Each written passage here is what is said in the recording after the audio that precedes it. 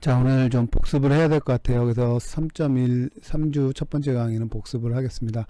집합이죠. 1.1장서부터 하도록 하겠습니다. 중요한 거 좀 찍고 정의하고 정리 좀 찍고 나서 정의가 많이 나오겠죠. 자, 첫 번째 정의는 이게 집합, 이게 원소죠, 원소. 집합이 원소. 또는 엘리먼트 멤버 포인트 점 뭐 이렇게 쓰이고 이게 집합이에요. 집합은 수학적 대상에서 가장 기본적인 거예요. 모든 수학의 대상은 집합이라고 해도 과언이 아닙니다. 그래서 수학은 집합서부터 시작해요. 자, 그래서 이걸 갖다 x가 스몰 x가 라지 x에 속한다. 이건 원소라는 뜻이고, 원소가 아니라 할 때는 이렇게 표시하죠. 정의에서는 항상 이건 읽는 방법이 있고 표시하는 방법, 이건 표시하는 방법이에요. 표시하는 방법과 읽는 방법은 x는 x에 속한다. 이건 x는 x에 속하지 않는다. 정의를 항상 여러분 떠올릴 때는 표시법, 노테이션이라고 하죠. 표시법과 읽는 방법, 어떻게 읽느냐, 알겠죠? 그리고 뜻은 무엇이냐, 알겠죠? x가 x의 원소일 때 이렇게 읽고 이렇게 쓰고, 알겠습니까? 자, 두 집합이 같다. 이게 필요충분 조건이라는 뜻이에요. 이게 필요충분 조건. 모든 x에 대해서 x의 원소 모든 x가 모두 다 y에 속한다. 그러면 이쪽 방향이죠. 반대로 이제 이번에 이게 가정이 돼서 이게 결론이 되면 모든 x인 y가 x에 속한다 이렇게 되죠. 그러면 x하고 y 같다 이렇게 표시를 하죠. 하나라도 원소가 이거 조건을 만족을 안 시키면 이건 틀린 거죠. 여기에 모든이 사실은 생략된 거예요. 모든 x, 모든 각각의 x, 알겠습니까? 영어로는 for every, for any. 우리나라 뭐 이미 x, 그 말도 모든이라는 뜻이에요. 이미 x. 여러분들 그걸 꼭 기억을 하십시오. 이거는 공집합 표시죠. 이렇게 또는 이렇게 표시합니다. 공집합이라고 읽고 이렇게 씁니다. 이건 이그젬플이죠. 네. 네, 이것도 이그젬플. 자, 부분집합이 있어요. 부분집합은 이렇게 표시를 하는데 뭐냐면 한쪽만 아까 같다 해서 한쪽만 성립하는 거예요. 같다 해서 이 한쪽만. 그러니까 x의 모든 x가 y에 속하면 x는 y의 부분집합이다. 알겠죠? 선생님이 2x나 그냥 x라고 읽는데 사실 뭐 이렇게 구분을 하려면 이거 스몰 x, 이건 라지 x 이렇게 읽어야 되겠죠? 그렇죠? 우리나라 말하면 조그만 x, 큰 x 뭐 이렇게 읽어야 되죠. 서브셋이라고 하죠. 부분집합. 알겠죠? 이거는 성립하는 거고. 자, 요 정리입니다. 정리. 모든 부분집합, 모든 집합은 공집합을 부분집합으로 갖는다. 이렇게 되겠죠? 이거 읽으려면. 그렇죠? 예. 모든 집합은 공집합을 원소로 한다. 이거 보세요. 이거를 증명해야 되는 거니까 여기에 공집합에서 이미 x를 끄집어내요. 모든 x, 각각의 x 계속 반복해서 선생님이 얘기를 할 거예요. for each, for every, for any 꺼내면 그 x는 x에 들어간다. 이걸 증명을 해야 되는데 이 명제 자체가 항상 true예요. 왜 그러죠? 예, 이거 조건 명제에서 이 공집합에는 원소가 없어요. 그러니까 꺼낼 게 없어. 꺼낼 게 없으니까 얘는 항상 true가 되는 거예요. 아니 꺼낼 수가 없으니까 얘는 거짓이에요. 그쵸? 꺼낼 게 없으니까 틀리잖아. 근데 이 가정이 틀리면, 가정이 false이면 조건 명제는 가정이면 결론이다. 이게 조건 명제인데 이 가정이 false이면 항상 전체 명제는 참이에요. 알겠죠? 항상 전체 명제는 참입니다. 자, 이거로서 여러분들이 그 직관과 잘 안 맞는다고 생각을 하실 건데 사실은 여러분들 평소에 쓰는 잘 쓰는 논리예요. 사실은 이게 true예요. 그래서 어떤 때 여러분 쓰냐면 친구들하고 이제 말다툼할 때 쓰죠. 네가 김태희면 나는 뭐 누구다 뭐 그런 식으로. 알겠죠? 이렇게 표현할 때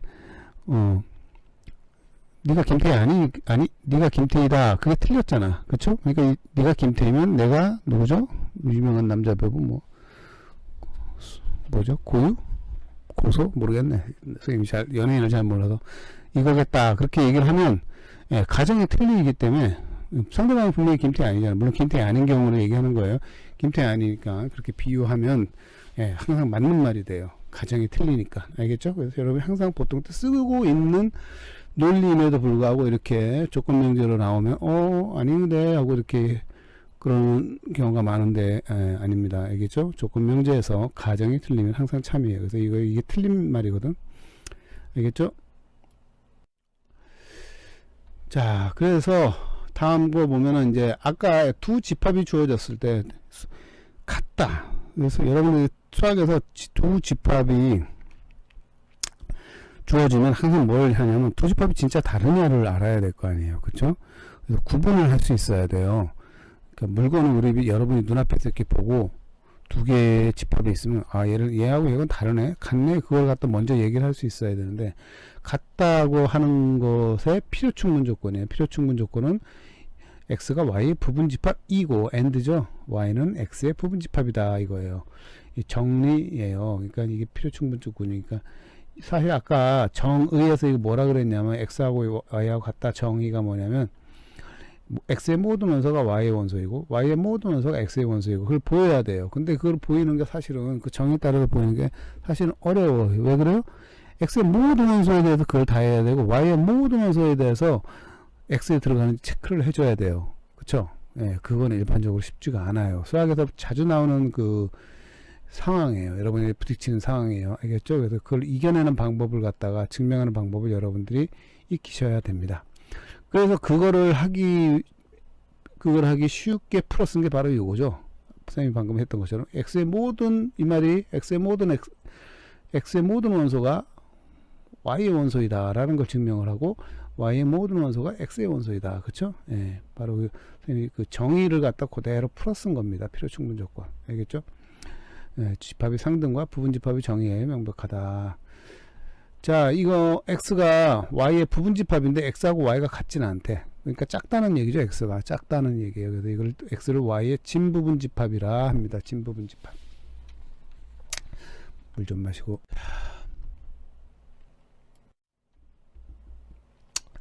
봅시다. 페이지가 안 들어갔구나. 이제 집합이 있고 상등, 그러니까 어떤 집합이 같고 어떤 집합이 다르냐에 대해서 얘기를 했어요. 그 다음 여러분들 항상 수학에 그 다음 나오는 스텝이 뭐냐면 연산이 주어집니다. 연산. 알겠죠? 연산이 주어지거나 대부분의 대수학에서는 연산이 주어져요. 위상수학에서는 좀 달라요. 집합이 주어진 다음에 위상수학에서는 위상이 주어지죠. 하지만 이제 그 보통은 집합이 주어지면 연산이 주어집니다. 집합 사이에. 그 연산이 주어지는 것 중에 하나가, 집합 사이 연산은 바로 이 합집합 그리고 교집합이에요. 합집합은 x는 x에 들어가고 또는 x는 y에 들어간다. 이게 또는이죠. 또는.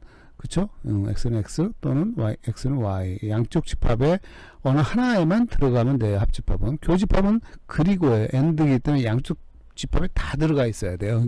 그래서 교집합이 되죠. 인터섹션이라고 합니다. 그리고 두 집합의 교집합이 공집합인 경우, 그러니까 양쪽에 다 들어가는 집합, 원소가 없다는 거죠. 그러면 우리는 뭐라고 얘기해요? 두 집합은 서로소이다 이렇게 얘기합니다. 그래서 두 가지 연산이 주어졌어요. 집합의 합집합, 교집합. 연산이 교수님 플러스 더하기 빼기 뭐 그런 것만 연산 아니에요? 그거는 여러분들 그 고등학교 때까지나 그런 거고, 연산 그러면 아주 일반적인 게 더하기 빼기 뭐 더하기 곱하기죠. 가장 그런 거고, 이제 집합일 때는 합집합, 교집합, 함수일 때는 합성. 그렇게 연산의 개념을 여러분들 아주 일반화시키고 확장시킬 수 있어야 됩니다. 알겠죠? 사실 엄청나게 확장이 돼요. 연산이라는 거를. 그래서 이 연산 이론이 따로 있습니다. 수학에서는. 자, 그래서 합집합과 교집합에 대한 연산에 대한 성질이 쭉 나와 있습니다. 이건 필요충분 조건 얘기고, 그렇죠? 그래서 이 조건 다 일일이 다 증명을 한 번씩 해보셔야 돼요. 눈팅만 하면 계속 눈팅만 하셔야 돼요. 평생. 자, 여집합은 뭐냐? A의 여집합은 A에는 속하지 않고 전체 집합은 속한다 이거죠. 알겠죠? 여기서 X에서 A의 여집합 이렇게 얘기를 하는데, 고등학교 때 U를 많이 썼을 거예요. 보통 X에서 이제 X가 전체 집합의 뜻을 가지고 있죠. X가. 그쵸? 그래서 X가 큰 집합, 제일 큰 집합. 알겠죠? 그리고 A는 X의 부분 집합, 보통 그런 식으로 되어 있기도 하고, 뭐 이 경우에는 꼭 속할 필요까지는 없어요. 알겠죠? 이제 정리 0.1.9에는 이제 A하고 B가 X의 부분 집합일 때 이렇게 얘기를 하죠. 그렇죠? 부분 집합일 때. 그래서 요거를 잘 따져서 할 수 있어야 되고, 위의 정리 2, 3을 뭐라 그러냐? 드모르강의 법칙이라고 부릅니다. 드모르강. 이거 버전이 약간 다른 버전이 있죠. 그쵸? 요거를 A의 컴플리먼트, A의 C 이렇게 쓰기도 하죠. 드모르강의 법칙. 아주 많이 쓰는 거고지만 가장 기본적인 겁니다. 그쵸? 여집합. 그래서 정의, 그 다음에 정리. 수학에서는 이렇게 정의가 나오면 그 정의에 관련된 이 정리, 가장 간단한 기본적인 정리가 먼저 나와요.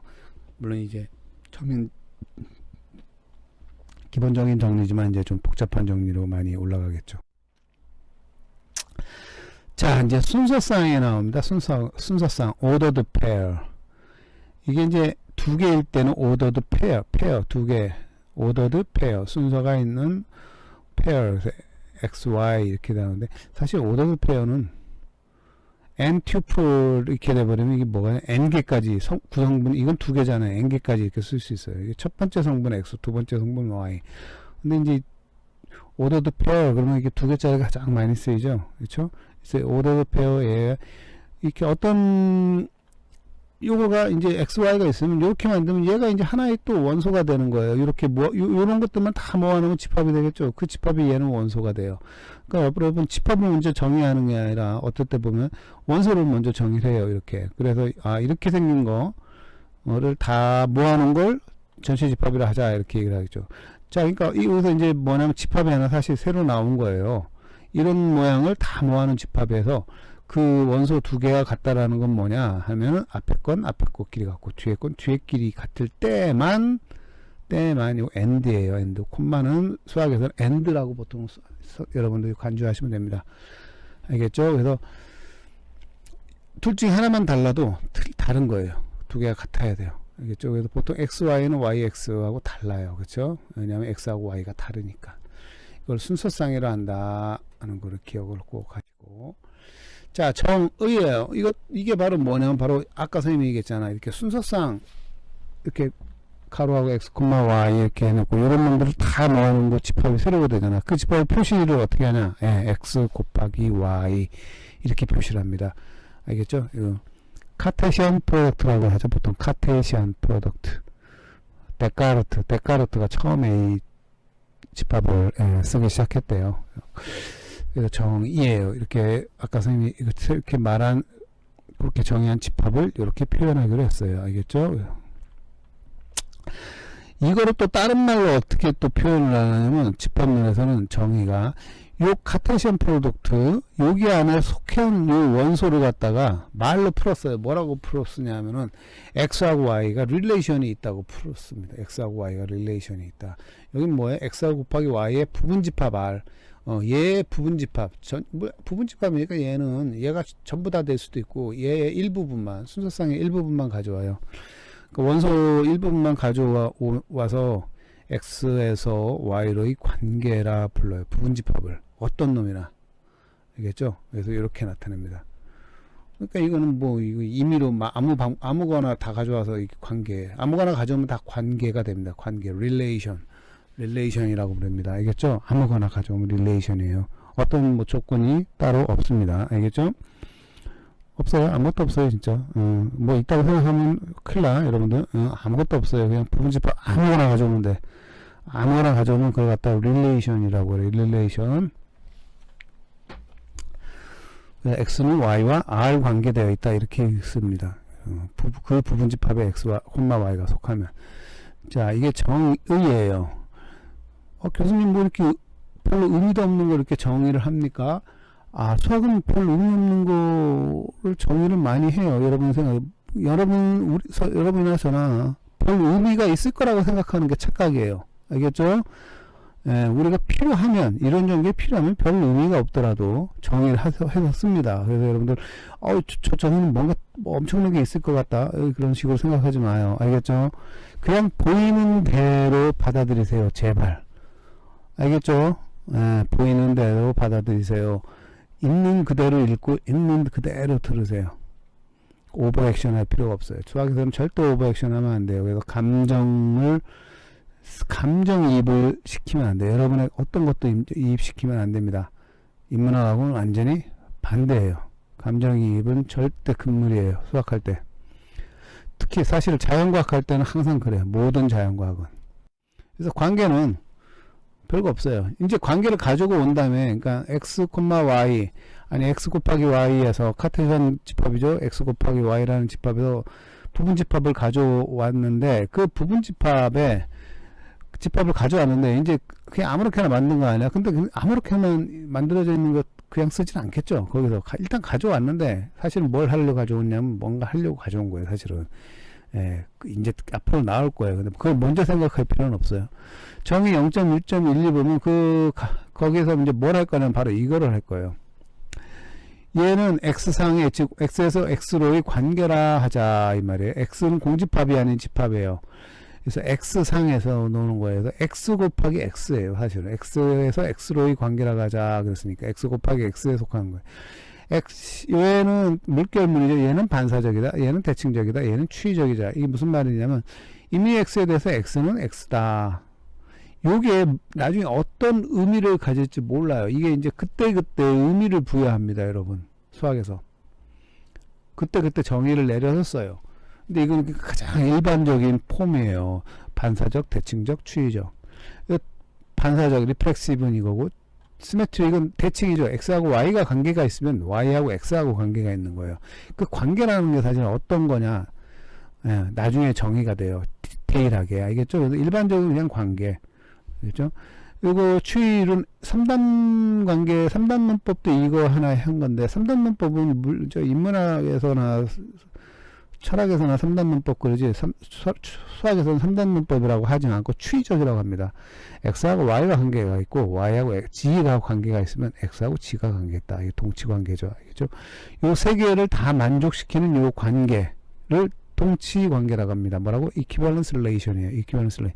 사실 여러분 나중에 알면 돼. 이게 뭐의 일반화냐면 이 관계 요 식에서 이게 이꼴이에요. 이꼴. 똑같다. 이꼴을 일반화시키면 요게 나옵니다. 여기다 요거 대신 이꼴 집어넣어봐. 이거 다 돼? 안 돼요? 다 되죠? 이꼴을 일반화한 거예요. 사실은 꼭 그런 건 아니지만. 자, 보기 넘어가도록 할게요. 이거는 여러분 하시고. 자, 그래서 얘의 아래에 x의 동치류라는 건 무슨 말이냐면 이렇게 쓰는데, x의 동치류 이렇게 쓰기도 하고 x의 가까로 쓰기도 해요. x의 가까로. 이건 뭐냐면 x하고 관계 있는 놈 다 모아놓은 거예요. x하고 관계 있는 놈 다 모아놓은. x하고 관계 있는 놈은 뭐라고 불러요? x의 동치류라고 불려요. 다른 말로 뭐 합동류 뭐 이렇게 부르기도 해요. 동치류, equivalence class of x under 물결, 이 관계의 아래서의 x의 동치류 이렇게 부릅니다. 그리고 이제 이 동치류에서 대표원을 하나 뽑아요. 이렇게 아무거나 하나 뽑으면 돼. 사실 뭐 보통은 제일 작은 놈이나, 그쵸? 아무거나 뽑아요. 이걸 대표원이라고, representative라 그래요. 자, 요거 동치류들이 이제 하나하나가, 이거 집합이죠. 이러한 집합들을 다 모아놓고 이 집합들을 원소로 갖는 집합, 얘를 갖다 뭐라 그러면 상집합이라고 해요. 그러니까 x의 집합이 있으면 x에서 스몰 x하고 동치류 있는 놈, 스몰 y가 여기 있어. 그럼 y하고 동치류 있는 놈, 뭐 z하고 동치류 있는 놈, 그런 놈들 동치류들이 부분집합이죠. 예. 그 부분집합을 다 모아요. 그러면 이렇게 돼요. 다 모으면 이렇게 얘를 갖다가 quotient of x를 해요. 사실 얘는 뭐냐면 이 x를 피자라고 보시면 돼요. 이렇게 동그란 피자예요. 자르지 않은 피자를 갖다 이렇게 놓고, 이거는 이제 잘라요. 쫙쫙 자르면 각각 피자 하나가 이거 동치류예요. 왜 그러냐면 동치류는 옆에 동치류하고 교집합이 없어요. 피자 조각 자르듯이 딱딱 쪼개져요. 교집합이 없어요. 알겠죠? 그러니까 피자가 있으면 x가 피자면 쫙 쪼개고, 이제 그 각 피자 조각 하나하나가 원소가 되는 거를 갖다가 상집합이라고 합니다. 알겠죠? 예, 피자 조각 하나하나가 원소가 되는 걸 상집합. 자, 그래서 이거를 여러분들 선생님 방금 설명한 것처럼 피자를 이제 여러분이 쫙쫙 잘라서 피자 조각을 만드세요. 알겠죠? 예. 그 연습한 거예요. 다음 거 x의 분할. 그래서 피자를 갖다 이렇게 딱 잘랐죠. 그럼 그걸 갖다 x의 분할이라 그래. 사실은 x의 분할이라 그래요. 그래서 이 동치류 피자 조각이 동치류가 되는 건데 그 동치류는 이렇게 다 인터섹션이 공집합이 됩니다. 알겠죠? 자, 그 다음 나오는 게 이제 함수예요. 함수는 정의를 여러분들 툭 치면 그냥 누두두 나올 수 있도록 기억을 하셔야 돼요. 알겠습니까? 이게 함수란 여기서 또 정의. 각각의 x에 대해서 각각의 x, 스몰 x에 대하여 오직 하나의 y가 대응하는 것을 의미한다. 여기서 한 단어도 빠뜨리면 안 돼요. 한 단어도 조사까지도 똑같이 해야 돼요. 각각의 x라는 말은 모든 x, 알겠죠? 이미 x에 대하여 요 말 대하여 오직 하나의 only 유니크하다는 얘기죠. 오직 하나의 y가 대응되는 걸 의미해요. 두 개가 아니에요. 알겠죠? 그 함수라고 그럽니다. 그래서 자판기를 선생님이 설명을 많이 했는데 자판기에다 500원짜리 하나 넣으면 캔이 하나 나오는 자판기를 생각해서요. 이건 함수예요. 500원짜리 하나 넣으면 캔이 하나 나와요. 알겠죠? 500원짜리 하나 넣는데 캔이 두 개 나오면 이건 망가진 자판기예요. 그래서 함수가 아니고 돈도 안 나오는데 바로 뻥 걷어쳤더니 캔이 하나 나왔어. 콜라캔이. 이것도 망가진 함수예요.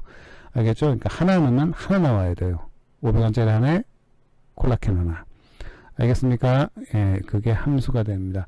그래서 이제 x를 갖다 이 함수의 정의고요. y를 공변역이라고 합니다. 도메인, 코도메인. 잘 기억을 하시겠죠? 자, 특성함수. characteristic function이라고 하는데 이거는 뭐 이런 걸 함수를 정의를 한 거예요. 알겠죠? a 하나 주어줘야 되겠죠. x에서 a 하나 주어져. 집합 하나 주어지면 이 함수는 함수의 x에 관한 함수값은 뭐냐면 x가 a에 들어가 있으면 1이고 안 들어가 있으면 0이에요. 그래서 여기 a가 있는 거예요. 여기 a에 depend 의존하는 함수라 이거예요. 그래서 a에 어떤 함수가 들어가 있느냐 안 들어가 있느냐를 갖다가 함수를 표시하려면 이렇게 이 함수를 쓰겠죠. 알겠죠? characteristic function이라고 합니다. 그 다음 나는 절대값 함수. 여러분 잘 아는 절대값이에요. 부호를 무시하는 거지. 알겠죠? 부호가 항상 양이 나오도록 하는 함수. 그래서 x가 양수이면 그냥 x고 x가 음수이면 이제 안에가 음수이니까 부호가 없어져야 되니까 마이너스 x가 나와야 돼요. x가 원래 음수니까 마이너스에서 얘 플러스가 되겠죠. 알겠죠? 그래서 얘도 플러스 얘도 포지티브가 나오는 거. 이게 정의입니다. 정의. 나중에 여기에 관련된 문제가 나오면 절대값 나오면 무조건 이 함수를 떠올려야 되고 캐스틱 나오면 항상 이걸 떠올려서 증명할 때 사용을 해야 됩니다. 두 함수가 같다라는 얘기는 모든 x에 대해서 모든 각각의 x에 대해서 임의의 x에 대하여 함수값이 같으면 두 함수는 같은 거예요. 그쵸? 예. 그래서 함수값이 같으면 두 함수는 같다. 자판기 두 개가 있는데 500원짜리 하나는 이쪽은 사이다 나오고 이쪽은 콜라 나와요. 그럼 두 함수는 같지가 않죠. 500원짜리 넣으면 하나 넣으면 500원짜리 하나 넣으면 둘 다 콜라가 나와. 그러면 같은 함수예요. 항상 500원짜리 하나 넣으면 같은 콜라가 나오는 거 같은 함수. 치역이라는 건데 공변역이 그러니까 y에 있는 모든 원소가 x에 있는 원소하고 대응이 되는 경우는 없어요. 모든 함수가 그렇지는 않아요. 보통은 대응이 되는 애들이 더 작아요. 그걸 이렇게 나타내죠. x에 대해서 f of x 아웃풋. 얘는 y의 이 대문자 y의 부분집합이 돼요. 그쵸? 예. 같을 수도 있어요. 근데 보통 같거나 작죠. 그래서 얘를 갖다 치역이라고 불러. 영어로 레인지라고 합니다. 이 레인지라는 용어는 여러분 서양대에서도 잘 배웠을 거예요. 알겠죠? 자, 그래서 함수 restriction 이거 도메인을 제한시키는 거죠. A로. 알겠죠?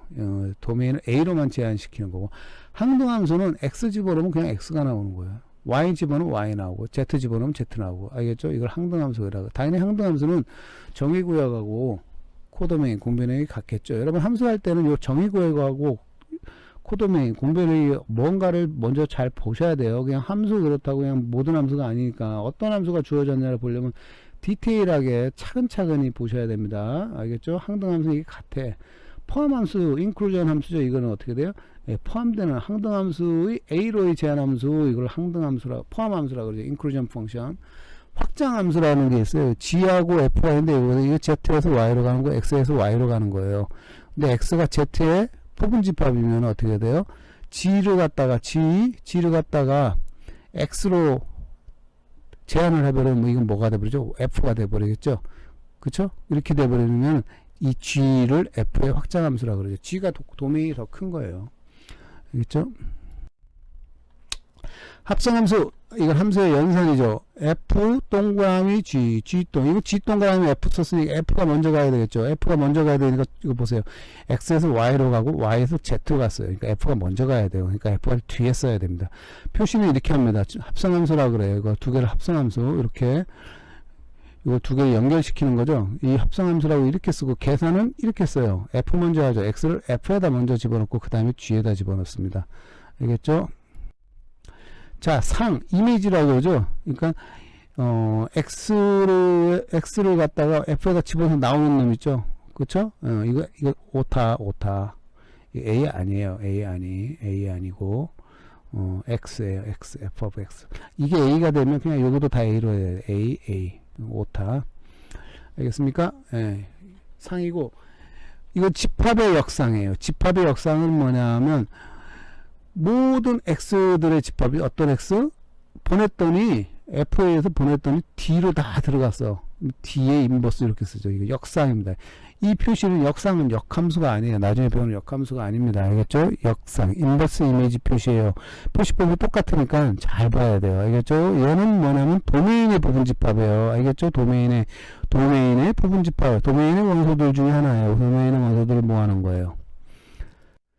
자, 그리고 이제 여러 가지 이렇게 정의가 있는데, 여러분들이 꼭 기억해야 될 게 요거예요. 이건 나중에 아주 자주 나와요. 요거. 그쵸? 예. 그 다음에 요 정도? 그리고 이것도 많이 나오고. 알겠죠? 먼저 잡아당긴 다음에 보내. 잡아당기는 거죠? 예, 인버스니까, 잡아당긴 다음에 보내면 도로 D로 들어가는 거죠. 당연하죠. 아, 요거, 이렇게 자주 나오니까, 이거는 꼭 기억하시고, 증명도 해보셔야 돼요. 집합문제 보고 다시 가서 증명해보세요.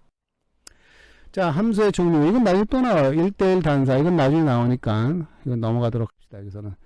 역함수가 나와요. 그렇죠? 이것도 다시 이따 나오네요. 역함수는 이제, X에서 Y로 가면, Y에서 X로 가는 요 역함수가 존재해. 얘의 역함수가 존재한다. 그런 건데, 얘가 이제 역함수가 존재하려면 얘가 전단사 함수여야 되는데, 이거는 나중에 나오니까, 전단사 함수, 아까 생략했으니까 이따 나중에 나오면 다시 하도록 합시다.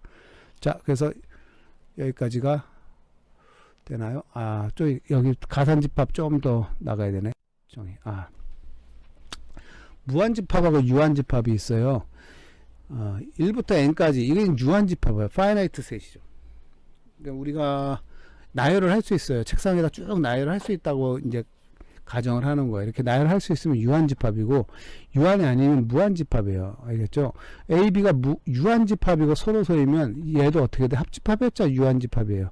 그래서 유한집합의 모든 부분집합은 당연히 더 작은 거니까 유한이겠고, 유한계의 유한집합의 합집합은 유한이에요. 유한계의 유한집합을 합집합한 거죠. 만약에 무한계의 유한집합을 합집합을 하면 이건 아니죠. 뭐 유한집합이. X가 유한집합이고 X가 Y가 전사이면 Y는 유한이다. 이 전사라는 거는 Y를 다 커버한다는 건데, X의 원소를 쫙 보냈을 때 Y에 남는 원소가 없다.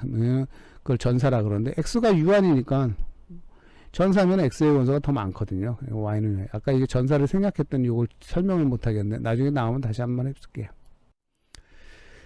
가부번 집합, 디뉴머레이트 셋이 있어요. 얘가 존재해요. n에서 x로가 존재해. x를, 이게 전단사 함수예요. 전단사. 1대1 대응이라는 얘기죠. 전단사는. 그러니까 요 n이 x의 부분집합이라는 뜻입니다. 전단사는 n하고 x가 같다라는 뜻이에요. n하고 x가 1대1로 대응이 되는 거니까 원소의 개수가 같은 거예요.